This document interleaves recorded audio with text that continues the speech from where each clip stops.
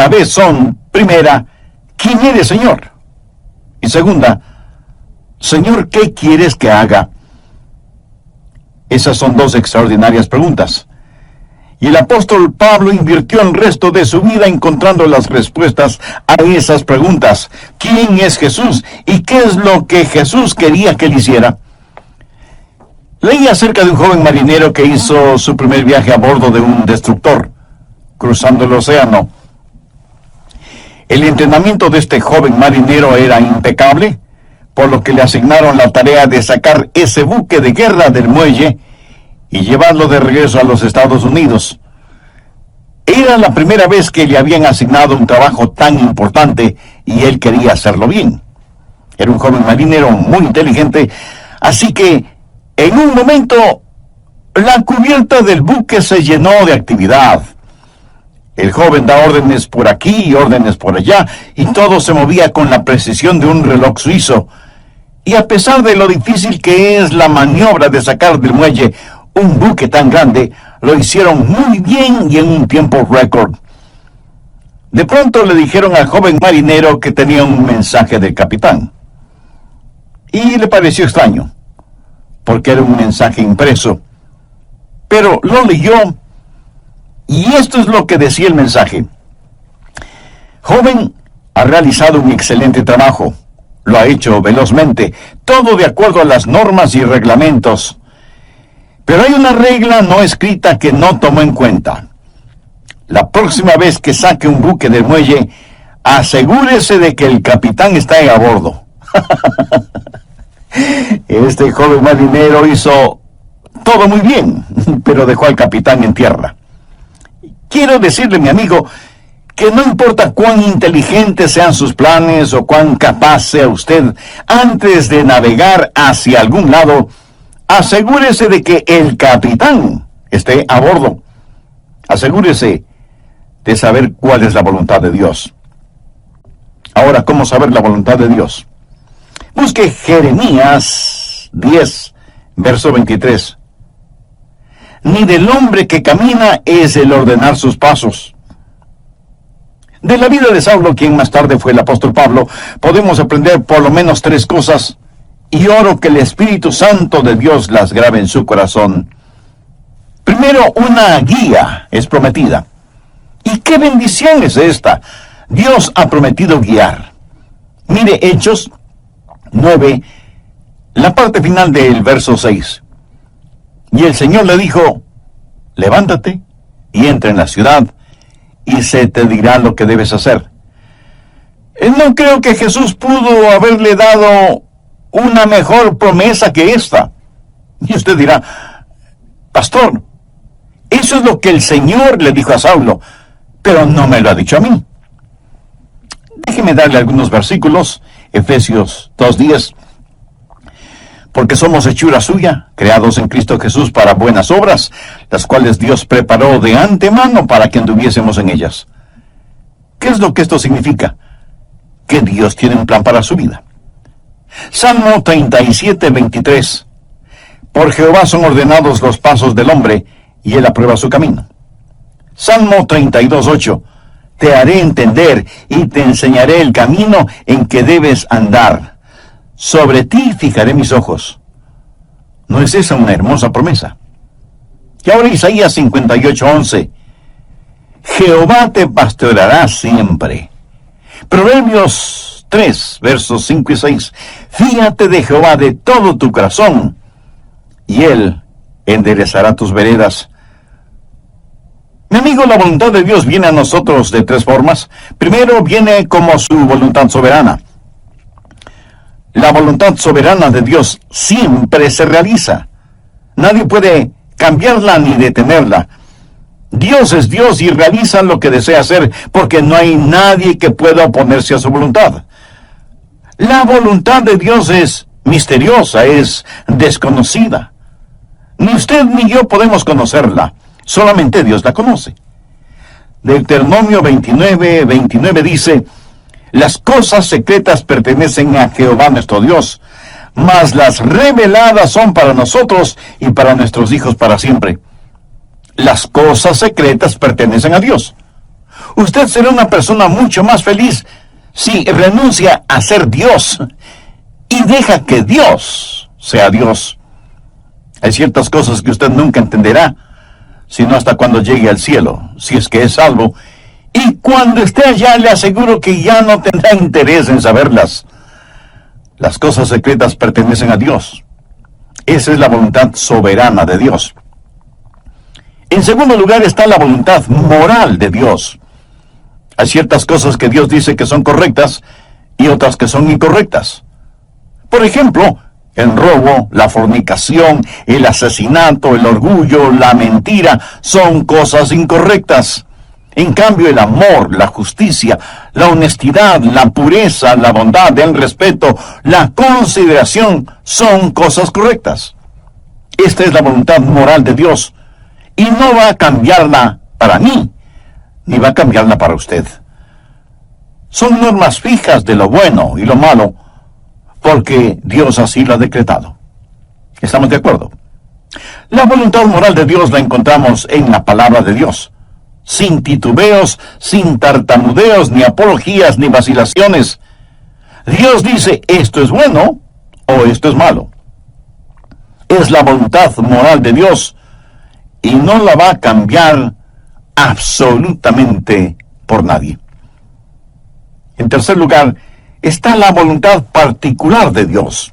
Esto es, la voluntad especial de Dios para usted o para mí. Dios tuvo una voluntad especial para Saulo. Por ejemplo, mire en Hechos 9:15. El Señor le dijo, ve, porque instrumento escogido me es este para llevar mi nombre en presencia de los gentiles y de reyes y de los hijos de Israel, porque yo le mostraré cuánto le es necesario padecer por mi nombre. Dios tuvo un plan muy especial para este hombre. Pablo sería un apóstol a los gentiles. Era un vaso escogido. Verá, eso es muy importante para mí. Dios lo escogió en forma muy particular para que sea un vaso especial. Y Dios tiene una voluntad especial para cada uno de nosotros. Por ejemplo, fue la voluntad soberana de Dios que un hombre llamado Adrian Rogers sea parte de los elegidos de Dios. ¡Aleluya! Yo francamente no lo entiendo, pero me regocijo. Es la voluntad soberana de Dios. En forma soberana, Dios derramó su amor sobre mí y me salvó, y agradezco a Dios por eso. Y luego fue la voluntad moral de Dios que yo me casara con una cristiana. La Biblia dice que no debemos unirnos en yugo desigual con los incrédulos.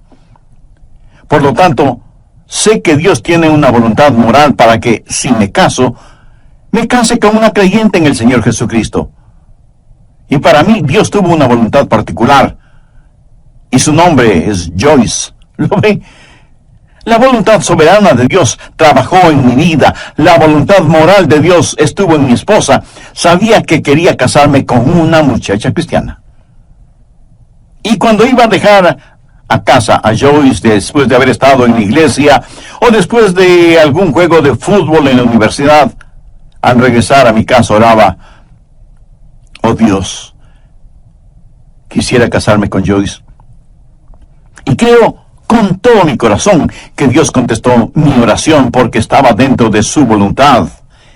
Y Dios me dio esa maravillosa y especial mujer para que sea mi esposa. Dios tiene un plan para su vida. Dios tiene una voluntad particular para su vida. El por qué Dios está interesado en usted o en mí solo muestra la grandeza de su amor. Somos menos que una partícula de polvo en el océano de la existencia y sin embargo, Dios nos conoce. Él sabe nuestras idas y venidas, sabe cuando nos sentamos y cuando nos ponemos de pie. Aún los cabellos de nuestra cabeza están contados. Y Dios no solo que nos ama, sino que también cuida de nosotros. Un niño comenzó a orar el Padre Nuestro y dijo, Padre nuestro que estás en los cielos, ¿cómo es que sabes mi nombre? Se imagina, Él sabe nuestro nombre. De entre los billones de seres humanos que existen y que son preciosos para Él, Dios sabe el nombre de cada uno de sus hijos. La voluntad de Dios está prometida. Guía y liderazgo es su promesa. ¿La tiene usted? Dios ha prometido guiarle, pero sabe que hay 6 errores o mitos acerca de la voluntad de Dios. Espero y oro que podamos desterrarlos de nuestras mentes para siempre. Son mitos que necesitan ser destruidos. Primero, que Dios le dará un mapa para su vida. Y eso no es cierto. No lo hará. No se lo dio al apóstol Pablo entonces y no se lo dará a usted ahora. La voluntad de Dios para usted no es un mapa, es una relación. Cuando Él guió al pueblo de Israel por el desierto, ¿cómo lo guió? ¿Le dio algún mapa? No. Pero les dio las columnas de fuego y nubes para que las siguieran y para que el pueblo se mantuviera relacionado con Él. A muchos nos gustaría tener un mapa y decir, vamos a ir a este lugar y luego iremos a este otro lugar y más tarde aquí y más tarde allá. Pero Dios es el que quiere hacer eso y me alegro de que sea así, aún para mantener la parte romántica del asunto. De otra manera, todo carecería de emoción y hasta de sentido de reverencia y temor, si supiéramos lo que mañana tiene para nosotros. Cuando estudiaba en la universidad, un día otro joven que se estaba preparando para ir al pastorado se sentó junto a mí y me dijo, Adrián, ¿sabes lo que hice la semana pasada? Le dije que no lo sabía. Y él prosiguió, estuve en Memphis, en Tennessee, y fui a ver al Dr. Lee. De paso, debo decir que el Dr. Lee fue con toda seguridad el más grande, cordial, santo y elocuente ministro que yo haya conocido. Así que ese joven y neófito teólogo, al decirme que estuvo para verse con el Dr. Lee, me dejó poco menos que asombrado. Y pensé, ¿cómo logró entrar? ¿Y cómo el Dr. Lee pudo perder el tiempo con un joven imberbe como él? Yo pensaba todo eso y al mismo tiempo me decía, ¿cómo me hubiera gustado a mí hacer lo mismo? Hubiera sido como decir, estuve en Washington y fui a ver un ratito al presidente de los Estados Unidos. Así que, picada mi curiosidad, le dije, a ver, cuéntame, ¿cómo lo lograste? Me dijo que llegó hasta la oficina de la secretaria y le preguntó si podía ver al Dr. Lee. Ella me dijo que sí, pero solo por unos pocos minutos. Él entró en la oficina del Dr. Lee, conversaron brevemente sobre varias cosas y finalmente el Dr. Lee oró con y por el joven estudiante. Y eso fue muy interesante para mí. Y traté de imaginarme toda la escena. Los años pasaron y en la voluntad de Dios llegué a ser el pastor de esa misma iglesia. Tuve la misma oficina que tuvo el Dr. Lee. Un día mi secretaria me llamó por el intercomunicador y me dijo, el Dr. Lee está aquí y quiere saber si puede conversar con usted unos minutos. Por supuesto, hágalo pasar inmediatamente. Y sin querer, vino a mi memoria el episodio de mi joven amigo universitario que años atrás, estando de paso por Memphis, fue recibido en forma cordial e inmediata por el Dr. Lee. La voluntad de Dios no es un mapa, es una relación personal. Segundo, quítese de la cabeza la idea de que Dios es una especie de aguafiestas espiritual. Que si usted hace la voluntad de Dios, ese es el final de su gozo, de su alegría. Hay mucha gente que no quiere saber la voluntad de Dios por temor de lo que podrían encontrar. Dicen, si le digo a Dios que quiero hacer su voluntad, ¿quién sabe a dónde me mandará? Muchos de ustedes seguramente son padres. Suponga que un día su joven hijo de 14 o 15 años viene y le dice, papá, estoy convencido que eres un hombre bueno, piadoso y sabio. Quiero saber qué es lo que quieres que haga. Haré cualquier cosa que tú quieras que haga. ¿Qué haría usted?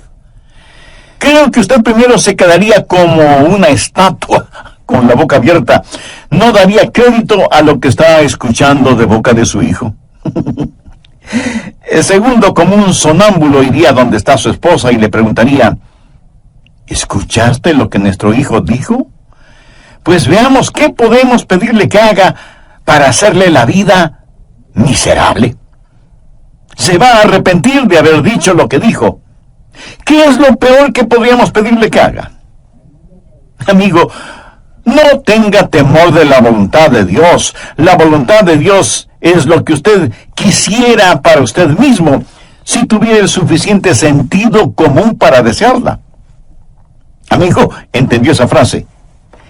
La voluntad de Dios es lo que usted quisiera para usted mismo, si tuviera el sentido suficiente común para desearla. Busca usted diaria y diligentemente la voluntad de Dios para su vida.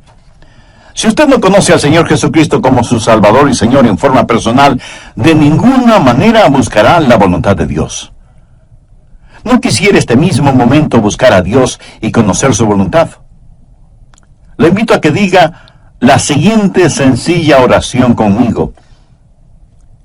Querido Dios, reconozco que por estar viviendo de acuerdo a mi voluntad, he vivido en pecado y en rebelión contra ti.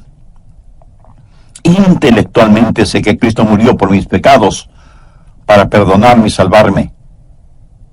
Pero ahora, convencidamente, acepto a Cristo como mi Salvador y mi Señor. Señor Jesús, ven a morar en mi corazón. Tome el control total de mi vida. Hazme la clase de persona que tú quieres que sea. Y ayúdame a nunca avergonzarme de ti, independientemente de las circunstancias. En la voz del pastor Lenín de Llanón. Al respecto, en el programa anterior vimos que primero Dios no le dará un mapa para su vida. Él nos ha dado su palabra. Segundo, no crea a quienes le dicen que Dios es un aguafiestas espiritual. Tercero, deje de pensar que Dios habla solo a cierta categoría de personas, o que Dios revela su voluntad solo a pastores o misioneros, o a la gente que trabaja en la iglesia, o cosas por el estilo. Pero que Dios no tiene una voluntad para personas comunes y corrientes. Dios tiene una voluntad para cada vida. Así que deje de pensar que la voluntad de Dios es solo para determinadas personas. Cuarto, cuando Dios le muestra su voluntad para su vida, pudiera ser que tenga o no alguna dramática experiencia, como la del apóstol Pablo en el camino a Damasco. ¿Recuerda cuando Dios le habló a Elías en la montaña y soplaba el viento? Dios no estuvo en el viento, ni en el fuego, ni en el terremoto. Y leemos en Primera de Reyes capítulo 19, el verso 12, y tras el fuego, un silbo apacible y delicado. Ahora algunas veces Dios habla en los terremotos o en el fuego. El apóstol Pablo tuvo una especie de terremoto espiritual en su camino a Damasco. Pero usted deje que Dios sea Dios en su vida. Dios habla apaciblemente a algunas personas y a otras Dios tiene que llamarles fuertemente la atención. Quinto, otro mito que debemos sacarlo del corazón y mente es el creer que Dios muestra su voluntad solo a gente joven, pero no a gente mayor. Siempre les estamos diciendo a los jóvenes que deben buscar la voluntad de Dios para sus vidas.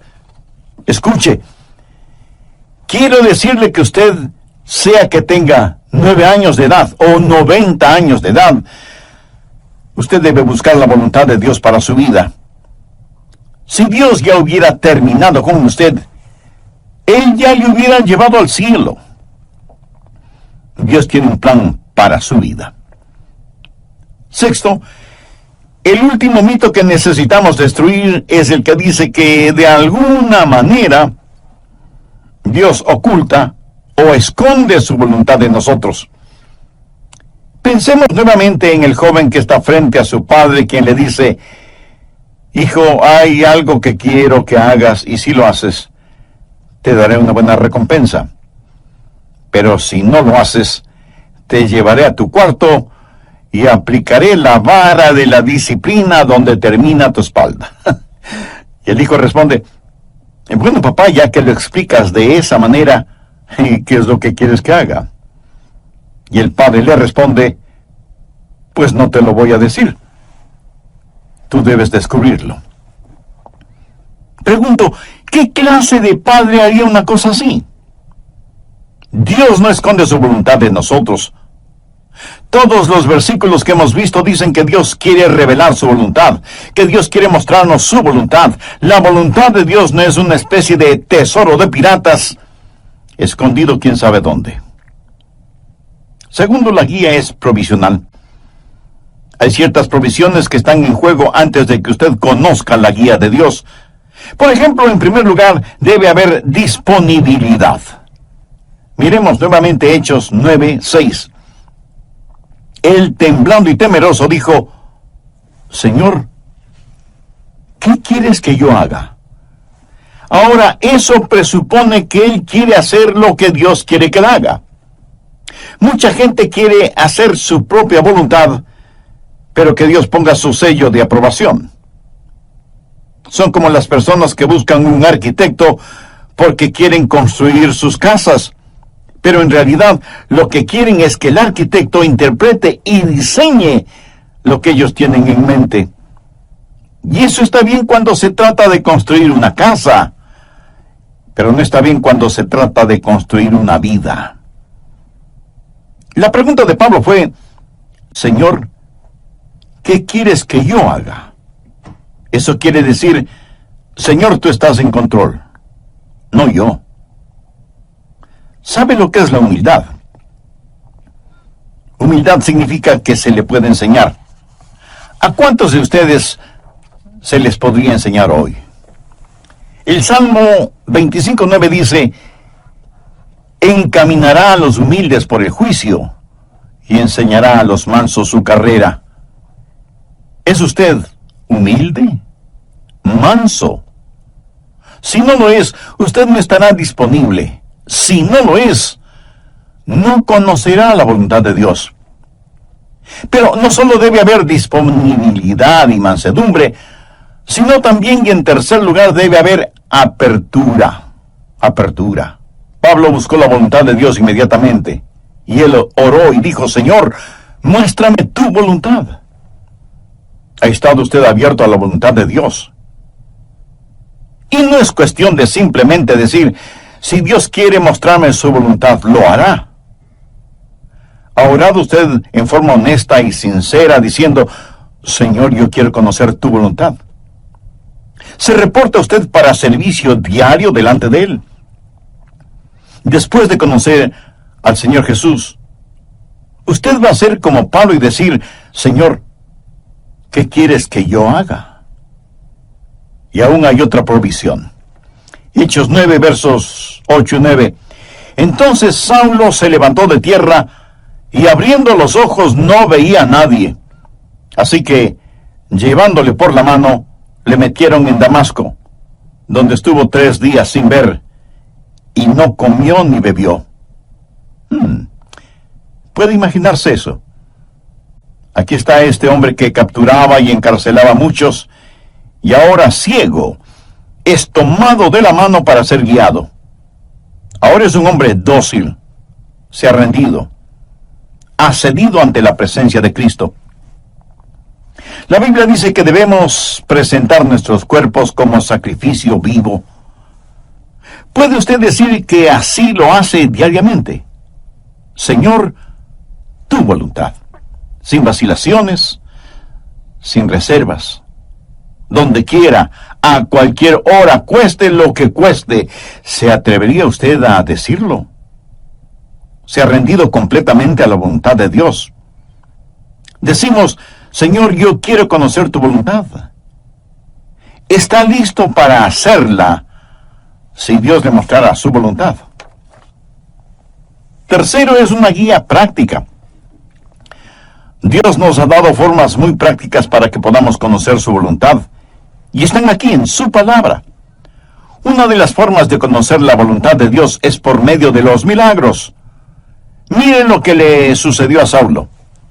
estando en el camino rumbo a Damasco, cuando repentinamente le rodeó un resplandor de luz del cielo, y cayendo en tierra, oyó una voz que le decía: Saulo, Saulo, ¿por qué me persigues?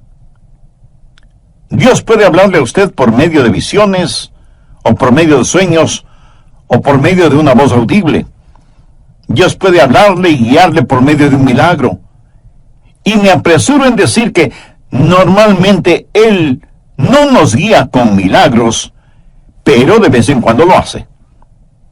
Ahora, toda vez que tenemos la Biblia completa, esa clase de milagros no son necesarios en la actualidad, y no es la forma normal de Dios para guiarnos. Pero lo menciono porque está en la palabra de Dios. Pero si usted tiene una visión, o un milagro, o un sueño, o lo que sea, será mejor que las compare con las otras cosas que voy a mencionar para ver si encajan unas con otras. Y no es una mera autosugestión. En segundo lugar, Dios le hablará y le guiará por medio de su palabra. Y si usted pregunta, ¿le guió Dios a Pablo con su palabra? Amigo, es mejor que lo crea. Verá, primero, él era un rabí y conocía muy bien la palabra de Dios, el Antiguo Testamento. Segundo, hace poco él había escuchado un sermón en los labios de uno de los más grandes evangelistas de entonces, un hombre ungido y lleno del Espíritu Santo cuyo nombre fue Esteban. Y cuando el santo Dios le habló a Saulo, le dijo: dura cosa te es dar coces contra el aguijón. Pablo estaba lleno de la palabra de Dios, y es la palabra de Dios la que guía. Anote al margen el siguiente versículo, Salmo 119, 115. Lámpara es a mis pies tu palabra, y lumbrera mi camino. Mucho de la voluntad de Dios para su vida se encuentra en la Biblia, mi estimado amigo. Por ejemplo, la voluntad de Dios es que usted no se case con una persona no creyente. Así lo dice su palabra. Si usted está saliendo seriamente con una persona que no es salva, entonces, ¿por qué lo hace si sabe que no puede casarse con esa persona? Muchas veces usted conoce la voluntad de Dios al leer la Biblia y dice: bueno, Dios me está guiando a que me divorcie de mi cónyuge y me case con otra persona. Mi amigo, esa es una ignominiosa mentira. Es una mentira atrevida. Y es una absurda arrogancia de su parte el orar y pedir que Dios le muestre su voluntad cuando ya se la ha mostrado con su palabra. ¿O se considera usted una persona súper especial, a la cual Dios le concederá algo que está en contra de lo que Él mismo ha establecido en su palabra? Piénselo. En tercer lugar, Dios le guiará por medio de su gente, los hijos de Dios. Veamos Hechos 9, los versos del 10 al 13. Había entonces en Damasco un discípulo llamado Ananías, a quien el Señor dijo en visión: Ananías. Y él respondió: heme aquí, Señor. Y el Señor le dijo: levántate, y ve a la calle que se llama Derecha, y busca en casa de Judas a uno llamado Saulo, de Tarso, porque he aquí, él ora, y ha visto en visión a un varón llamado Ananías, que entra y le pone las manos encima para que recobre la vista. Entonces Ananías respondió: Señor, he oído de muchos acerca de este hombre. ¿Cuántos males ha hecho a tus santos en Jerusalén? Cuando Dios le habló a Saulo y le dijo que le mostraría su voluntad, Dios también habló a Ananías y lo utilizó para confirmar su voluntad en la vida de Saulo. En Proverbios 24:6 leemos: en la multitud de consejeros está la victoria. ¿Qué quiere decir eso? Que cuando Dios le habla a usted acerca de algo, muchas veces Dios lo confirmará por medio de alguien más. Mateo 18:16 dice: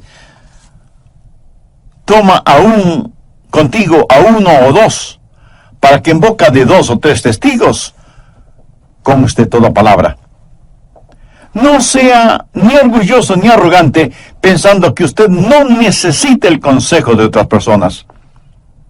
Otra manera en que Dios confirma su voluntad para usted es por medio del Espíritu Santo. Hechos 9:17 dice, fue entonces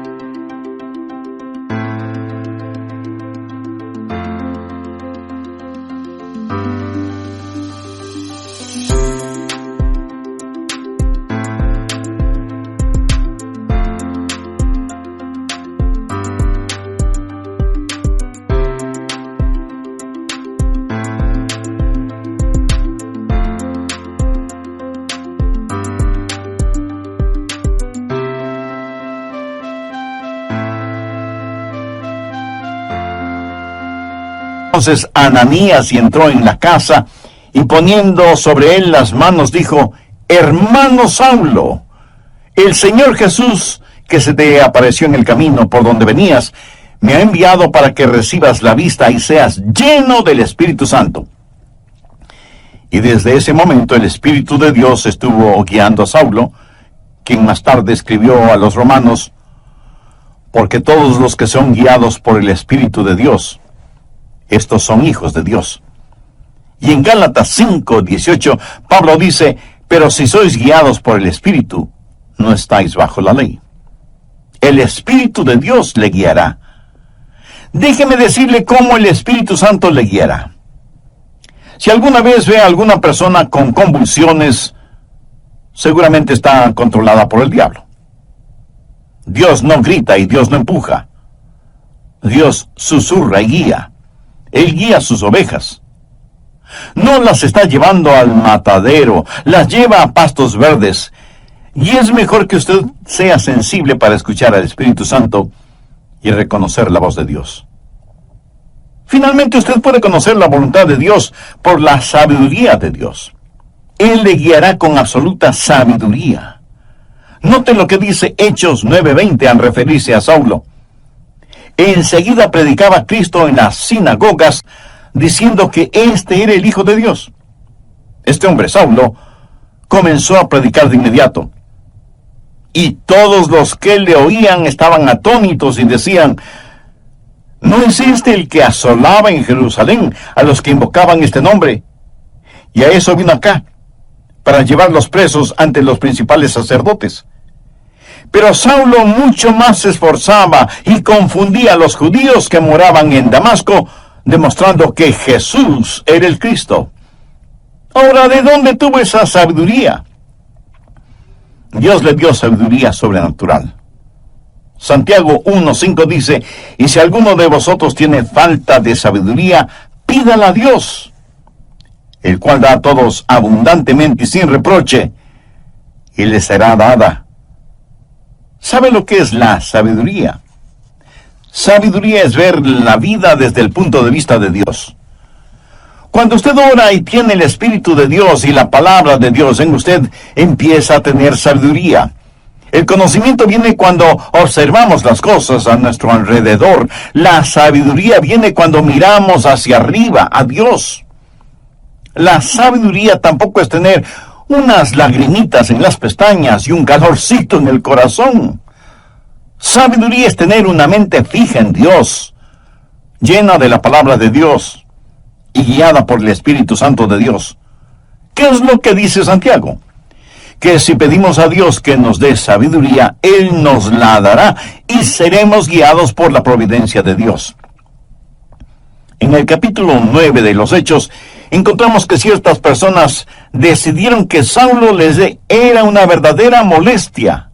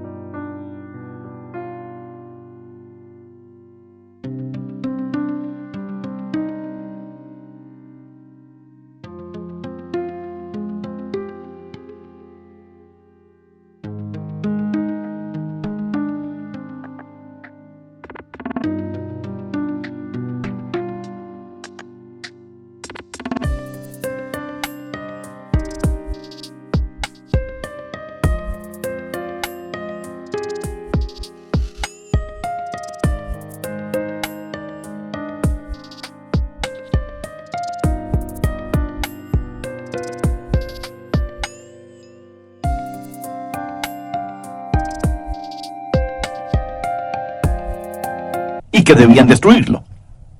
Pero el complot llegó a oídos de Saulo y los discípulos le ayudaron a escapar, bajándole por el muro en una canasta.